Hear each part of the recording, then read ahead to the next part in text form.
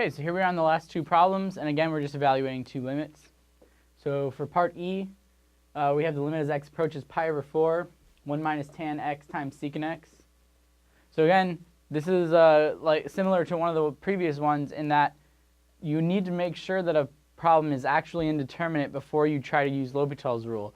A lot of students, because you've just been used to doing it so much for this test, will see this problem, move the cosine down, do L'Hopital's rule and all that, when in this case you can't do L'Hopital's rule because it's not indeterminate. You can actually just get an answer right away. So what we're going to do is just plug in pi over 4. So this is 1 minus tan pi over 4 times secant pi over 4. Okay, now tangent of pi over 4 is 1. So 1 minus 1, this is 0, times secant of pi over 4. Secant of pi over 4 is square root of 2. The only way that this could possibly be indeterminate is if secant of pi over 4 was infinity, because 0 times infinity is indeterminate. But that's not the case here, so this limit is just 0. We didn't have to do any special work with this or anything. It was just plugging in. It's not indeterminate, so we just do it like that.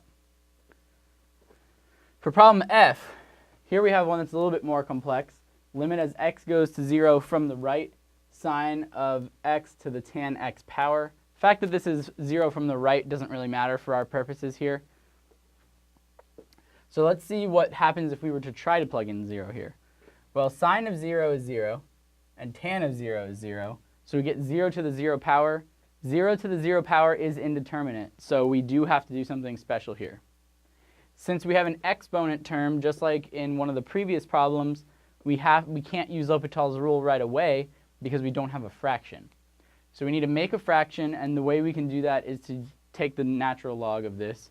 So again, we're going to say that this limit is equal to y and take the ln of both sides. So we get that the limit as x approaches 0 of ln of sine of x raised to the tan x power is equal to ln of y, where y is the answer that we want. So using our natural log rules, we can bring down the tangent, but we still need it to be a fraction. That's the important part here. So what we're actually going to need to do is move it to the bottom and make it cotangent. So this is ln of sine of x over cotan of x. Again, if you brought the tangent down, it'd be times ln, but the problem is we need to have a fraction in order to do L'Hopital's rule. So the tangent is just the reciprocal of cotangent, so I put that in the bottom. All right, now we're ready to do L'Hopital's rule. This limit is indeterminate, so in order to solve it, we use L'Hopital's rule, so the limit is equal to the limit of its derivatives at the top and the bottom. So the derivative of ln of sine x is going to be cosine x divided by sine x. So remember that to take the derivative of ln of anything, you put 1 over that times the derivative of the inside. So this is cosine x over sine x on the numerator. On the bottom, we have the derivative of cotangent. That's something that you're just going to have to memorize, which is negative cosecant squared. So this is equal to ln y. And now we just need to do a lot of simplification. Now cosecant is the reciprocal of sine. So we could actually move this up to the numerator and change it to sine squared x. So I'm going to get rid of this one here and right over here.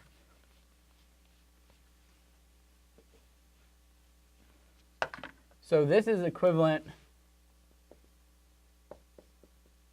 to the following. We could have negative sine squared x cosine x over sine x.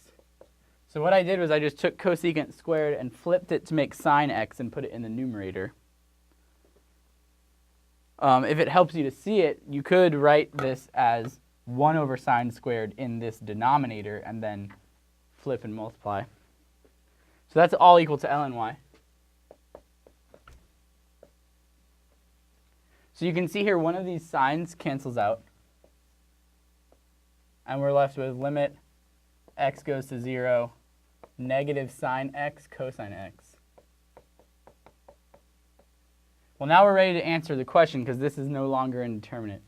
If we plug in 0 for x, sine of 0 is 0, cosine of 0 is 1. So this is 0. So we get that 0 is equal to ln y. So this limit is 0. Again, this is why I'm continuing to write ln y in all of these steps so that you don't forget, because a lot of students will put 0 as the answer here. It's not the answer. You have to get back to y first, and we do e to the power of both sides to get that y equals 1. So this limit is equal to 1. Again, we had to use the natural log method in order to give ourselves a fraction, and then we use our typical L'Hopital's rule method.